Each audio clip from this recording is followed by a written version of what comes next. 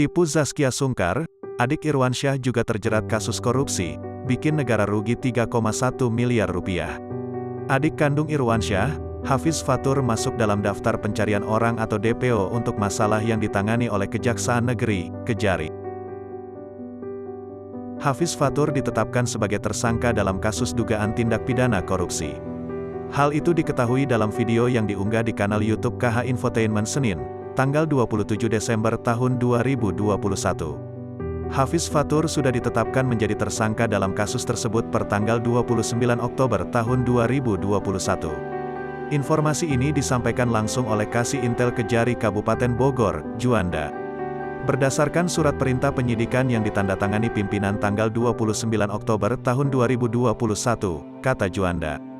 Dan berdasarkan surat penetapan tersangka tanggal 29 Oktober tahun 2021 kami telah menetapkan Saudara HF sebagai tersangka dalam kasus tindak pidana korupsi penyalahgunaan fasilitas kredit Bank BRI KCP Tegar Beriman, sambungnya. Juanda mengatakan bahwa pihaknya sudah melayangkan surat panggilan sebanyak 3 kali terhadap Hafiz Fatur. Namun, adik ipar Zaskia Sungkar itu bersikap tak kooperatif, sehingga membuat polisi memasukkan namanya dalam DPO. Atas yang bersangkutan kita telah melakukan panggilan secara patut sebanyak 3 kali. Pada tanggal 8 November, tanggal 15 November terakhir tanggal 16 Desember tahun 2021, terang Juanda.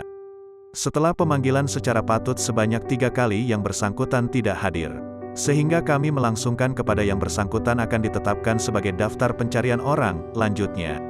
Lebih lanjut, Juanda menerangkan kerugian negara akibat kasus korupsi yang dilakukan Hafiz Fatur sebesar 3,1 miliar rupiah. Saudara HF terlibat tindak pidana korupsi yang tadi kami sampaikan. Dia telah menggunakan fasilitas kredit Bank BRI yang sampai saat ini tidak berhasil dikembalikan, ujar Juanda. Sehingga berdasarkan perhitungan tadi ada kerugian sekitar 3,1 miliar, paparnya. Rupanya, Hafiz Fatur juga melakukan penipuan terhadap Irwansyah dan Zaskia Sungkar. Hafiz Fatur diduga telah membawa kabur aset sang kakak berupa mobil, tanah, hingga rumah.